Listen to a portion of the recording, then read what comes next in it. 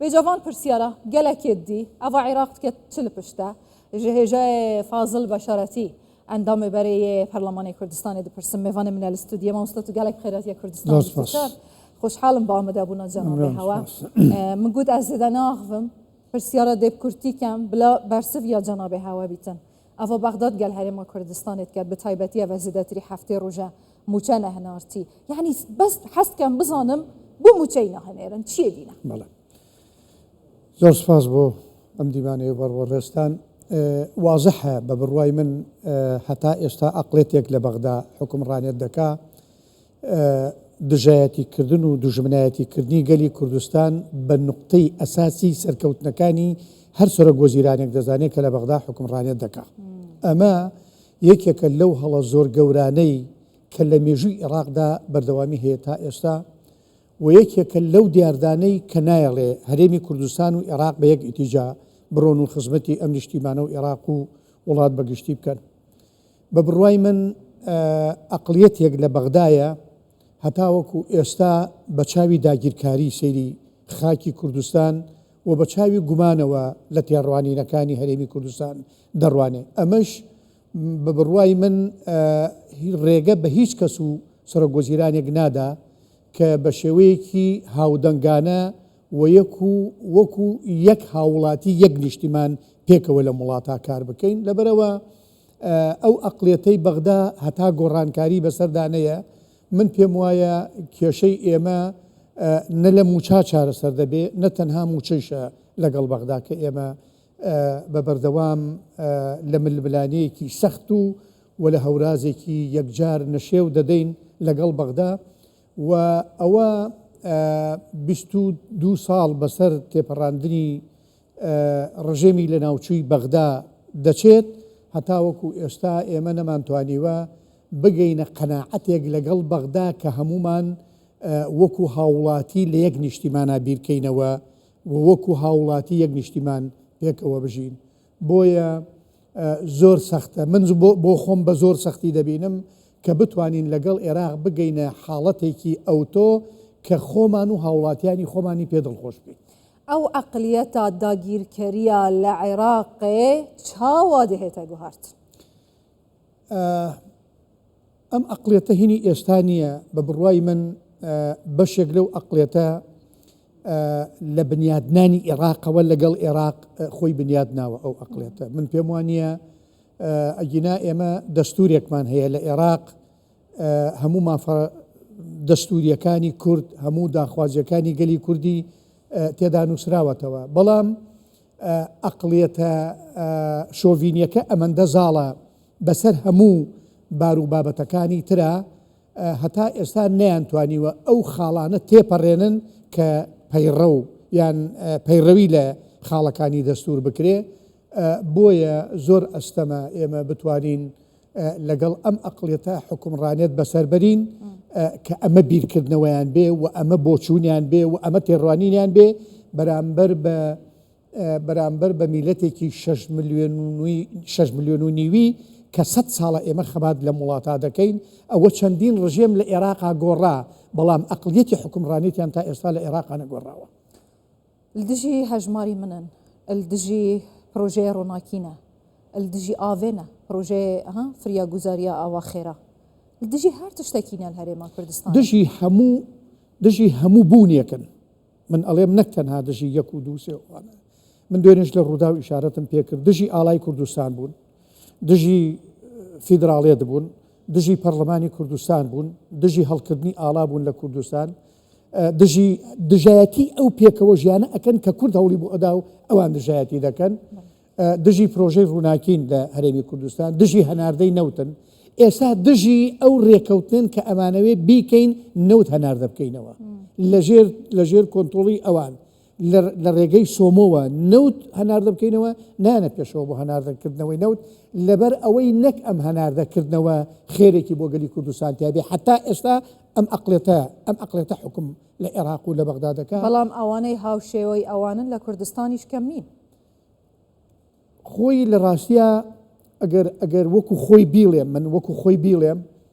ئەمانەی کە لە هەرێمی کوردستان بەناو نوێنەرایەتی کورد چوونەتە بەغدا تاوانی ئەمان هەڵەی ئەمان غەڵەتی ئەمان بەرامبەر بەگەری کوردستان کەمتر نییە لەوەی کە لە بەغدا دەکرێت چونکە ئەوان ئیعلانی خۆیانیان کردو خەڵک ئەوانە دەناسێ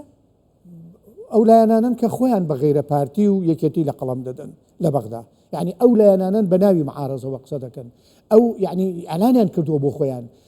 ئەوانن کە داوایان لەسەر پرۆژەی هەژماری من نووسیوە داوایان لەسەر پرۆژەی ڕووناکی ئەفوو لەسەر پرۆژەی ڕووناکی لە هەرێمی کوردستان نووسیوە ئەوانن کەوا خەڵکیان هانەدا لە دژی کامیرەی هاتوچۆ کە ئەمە من پێم وایە لە تەواوی دنیایەکێکە لە خاڵە پێشکەوتوەکان بۆ سەلامەتی گیانی خەڵک و ئاوڵاتی خەڵکیان لەمە هانەدا کە نابێت کامیرەی چاودێری لەسەر ڕێگەوبانەکان هەبێ ئەمانە ئەوانن کە دژی بە پارێزگابوونی هەڵەبجە بوون ئەمانە ئەوانن کە یعنی هەموو دژایەتێکیان هەموو بیرکردنەوەیەکیان ئەو بیرکردنەوە کە لە بەغدا کە لە ناوچوونی قەوەڕەی دەستوری هەرێمی کوردستان لە ناوچوونی ئەوانیشە ئەمانە بەرامبەر ئەم دژایەتیە ئەم قیزەوەنیە وا بڵێن باشترە چی بەدەست دەهێن من هیوادارم چونکە خەڵکی کوردستان زوو دەرک بە شتەکان چونکە لە سەرەتای دروستبوونی دەوڵەتی عێراقەوە کورد هەستی کرد ئەمە عەقڵێتی بەغدایە کورد هەستی کرد ئەم تەعاملەی لەگەڵ دەکرێت ئەم عەقڵیەتە یان ئەم بیرکردنەوە لە کەم نەتەوەی دنیا هەیە کە لەناو لەتەوەی کوردەیە من هیوادارم گەلی کوردستان بی لەمەش بکاتەوە ئەوانەی دژی خواستەکانی خەڵکی کوردستان بە ناوی کوردەوە لە بەغدا قسەکەن حەق نییە مافی ژیان و بوونیان لە ناو هەرێمی کوردستان با دەربکرێن لە هەرێمی کوردستان دەردەکەی ئەوانەی کە خەڵکی ڤێتنام دەڵێن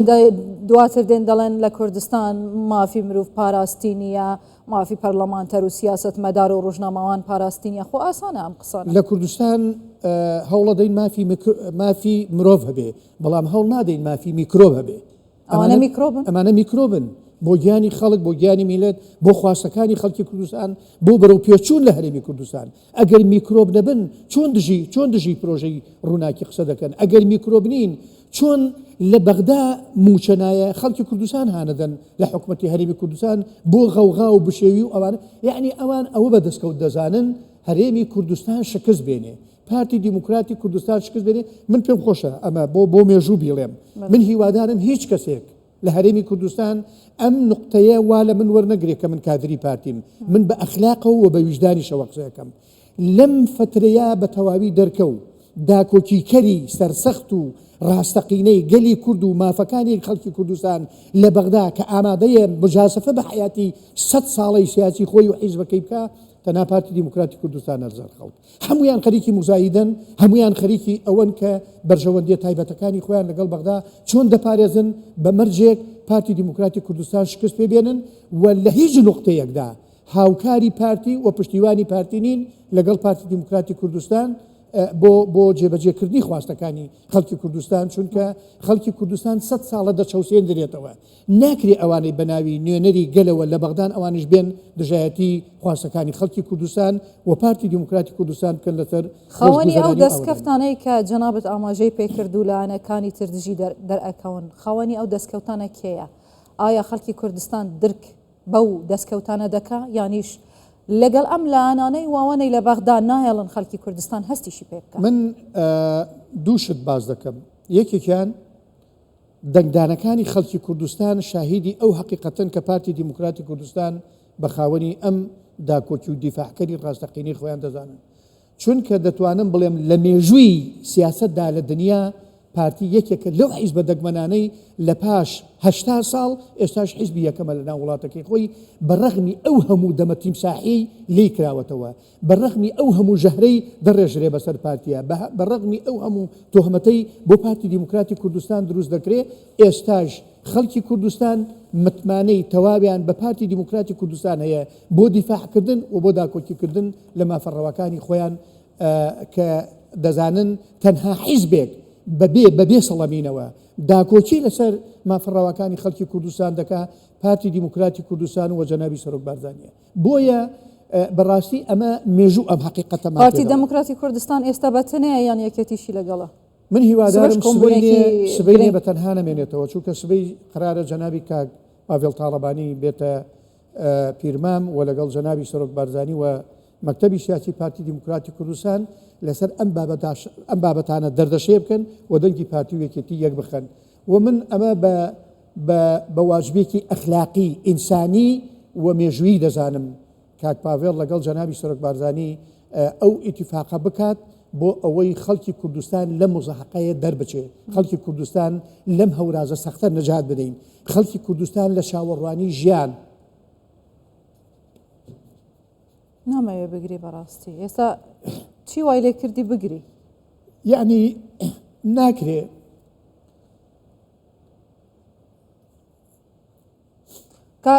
کاک فازڵ ئێستا چی وای لێ کردیە تۆ بگری؟ من ویژدانی زیندوومان لێ دەکا ئەگینا بە هەزارەها مناڵی کورد زیندە بەچاڵ کرا، بە هەزارەها مناڵی کورد لەسکی دایکیانە زیندە بەچاڵ کران. ناکرێ ئێساش مناڵی کورد لە برسا بمرێ، مناڵی کورد بۆ شیر بمرێ، مناڵی کورد لە بێخۆراکیە بمرێ. ئەمە ئەو پەڕی نائەخلاقی و ئەو پەڕی بێویژدانیە بەرامبەر بە خەڵکی کوردستان و بەرامبەر بە موچەخۆران و بەرامبەر بە مناڵانی گەلی کوردستان دەکرێت. ئێمە ئەبێ بزانین منداڵانی دنیا لە چی جێوێکدا دەژین، منداڵانی کورد لە چی جێوێکدا دەژین، کام گۆڕستان هەیە مناڵی جوانە مەرگی کوردی تێدا نەبێ، کام دەسڵات هەیە لە عێراق بۆ ئامانە ئەوەیان لە بیر چوو؟ بۆ ئەمانە ئەنفاڵ و جینوساید و بەزیندە چاڵکردنی کوردان و تعریبەی تا ئێستا بەردەوامە لە بیر چوو؟ بۆ ئەوانە لە بیر چوو کە خەڵکی باشووری کوردستان زیاتر لە 182,000 کەسی جوانی گەنجی ڕوڵەی ئەم وڵاتەیان بە قوربانی دراوە بۆ ئەم ئازادی. منەوە دەبەسمەوە بەو ئەخلاقی کە لە بینی بوون و نەبوونایە، چونکە ئەوە وا لە بینی ئەخلاقی بوون و نەبوون، ئەوەی واکە دەبێت زۆر تەکید بێ سەراوەتەوە لە هەموو ئەخلاقێک، لە هەموو ویژدانێک، لە هەموو زەمیرێکی ئینسانی و هاوڵاتی بوون لە ناو ئەم هەرێمە. چونکە ئێمە ئەو هەموو خەبات و قوربانیمان کرد لە پێناوی ئەوەی کورد لە مەرگەسات ڕزگار بکەین، کورد لە چاوەڕوانی ژیان ڕزگار بکەین، کورد لە زیندان و لە سەنگری جەنابەت ئەمن ئەوەی تێگەشتم ئەگەر ئێستا ئەو کەسانەی کە لەنەوە کوردستان جەنابەت پێی دەڵێ میکرۆب ئەگەر ئەوانە نابوان عێراق ئەو معاملەی لەگەڵ هەرێمی کوردستانی دەکرد؟ خۆی لە ڕاستیە ئەمانە بوونەتە پاڵپشت و بۆ ئەو ڕقەستورەی کە لە بەغدا بەرامبەر بە هەرێمی کوردستانە هەیە، چونکە نەیان شاردوتەوە عەرەبەکان دەسڵاتدارانی بەغدا نەیان شاردوتەوە، ئەڵێ بەشێک لە کوردەکان هاتوون داوامان لێ ئەەکەن کە موچە ببڕین، خۆشیان گوتیان موچە ببڕین، موچە ببڕین. بەشێک لەمانە داوایان کردووە موچە ببڕن، بەشێک لەمانە داوا قەی دەکەن لەسەر نەبوونی موچە ناچێ بیگ لەوە بکاتەوە، موچە لە بەغدایە نایە بۆ هەرێمی کوردستان، نەک لە هەرێمە و نادرێ. ڕاستە لێراو لەوێ باش لەوەیەکەن لە هەرێمی کوردستان داهاتەیە بۆ لە داهات موچە نادرێ. زۆر جار زۆر لەو وەزیر و خەڵکو لایەنانەی باش لەوە دەکەن داهاتی ناوخۆ ناتوانێت خواستی هەرێمی کوردستان و کیفایەتی زەروریاتەکان. اینجا دواتریش کابرا دێت دەڵێ بە هەموو ناوت و داهاتی نەناوتی ڕاداز بکەین بەرامبەر موچە، ئەدی بەڕێوەبردننی حکوومەت، ئەدی خزمەت گوزاری، ئەدی ئەو کارە بەڕاستیش ئەمانە زۆر سەیرە. خۆی ئەوانەی کە ئەوا دەڵێن دەبێ خۆی لە پێشەوەی نەوت قەتع بکرێ. ئەیان و ئێمە خەتاکەمان ئەوەیە بیان و بەغدا بیان و ئەوە بە ئێمە دەگرێت کە ئێمە خۆمان سەربەخۆ نەوت دەفرۆشین. ئەوە بۆ 2 ساڵە چێتەوە نەوت لە هەرێمی کوردستان ساڵ و نیوە کە لە هەرێمی کوردستان نەوت نافرۆشرێ. ئێستا کورد داوا دەکات لەژێر دەسڵاتی سۆمۆ نەوتەکەی هەرێم بفرۆشینەوە بۆ خۆشگوزەراندنی هەرێمی کوردستان لەبەرەو خۆشگوزەرانی هەرێمی کوردستانی تێدایە. نە ئەو لایەنانە ڕازین کە خۆیان ناوناوە معارەزە لە بەغدا، چونکە هەتا ئێستا کورد تاوانبارەکەن و پارتی دیموکراتی کوردستان تاوانبارەکەن و نە بەغدا ڕازیە، هەتا وەکو ئێستا ناتونەتە سەرهێڵ نازانم 2 ڕۆژە ئەلاساس بیرکردنەوەیەکی تر ئەویش بۆ کورد نییە، بۆ تموحی هەڵبژاردننی خۆیانە، چونکە پێشتری شارە بە کورتی هێژای فازڵ بەس دەمەوەش بپرسم ئێستا مەسەلەن ئەوە دیسان نووری ماڵکی چای برتە کورسی سەرۆک وەزیرانی عێراق لە عێراقیش بەخۆ خۆت دەزان لە ناوشیعەکانیش یەکگرتنێکی ئەو توی نییە کە ئینسان خۆیان لە ناوخۆیاندا شانازی پێوە بکەن. لە هەرێمی کوردستانیش خۆت دەزانی حاڵ ئەو هایە پێشاتەکان یعنی چاوەڕێی چی بکەین؟ من زۆر جار وتومە لە قسەکانمە ئەمە ناکاتە ڕەش بینیم. من لە ڕۆژێکە قەناعەتم بە خەبات هەبووە وڵات بە ڕەشی داگیرا بوو، من هەوڵم بۆ تووسکایی دەدا. بەڵام لە 2014 خەڵکی کوردستان و لەگەڵ عێراقی هیچ کێشەمان نەبوو کێشەیان بە زۆر بۆ دروست کردین یەکێک لە کێشەکان جەنابی کاگنووری مالکی بوو بۆ ئێمەی دروست کرد بوجە و موچەی هەرێمی کوردستانی بڕی لەو کاتەی کە پەیتا بە هەمویانەوە داعمی داعشیانە کرد و پەلاماری کوردستان دەدرا یانوس کوردستان بستڕنەوە بەڵام نەیانزانی ئەم وڵاتە بە مردی تێدایە بە مرد پارێزراوە بە مردیش دەپارێزرێت کە هێزی پێشمەرگە و وجودی جەنابی سەرۆک بارزانانی بوو لە بەرەکانی شەڕ بۆیە بیرکردنەوەکانیان هەموو تا ئێستاکێ فەشەلیان تێهێناوە و من دڵنیام خەڵکی کوردستان مقاومەی زۆر لە مەزیاتری تێدایە مردن قبولەکە بەڵام ژێردەستەی ئەوان قبول ناکە هێژە فازڵ بەشارەتی ئەندامی بەرەی پەرلەمانی عێراقی ئەو فرمێسکانەی جەنابەت زۆر لەو کەسانە دەهێنن کە دەچن سکاڵا لەسەر ئاو نەوت و موچەی خەڵکی کوردستان تۆمار دەکەن لە بەغدا زۆر سپاس دەکەم بەخێر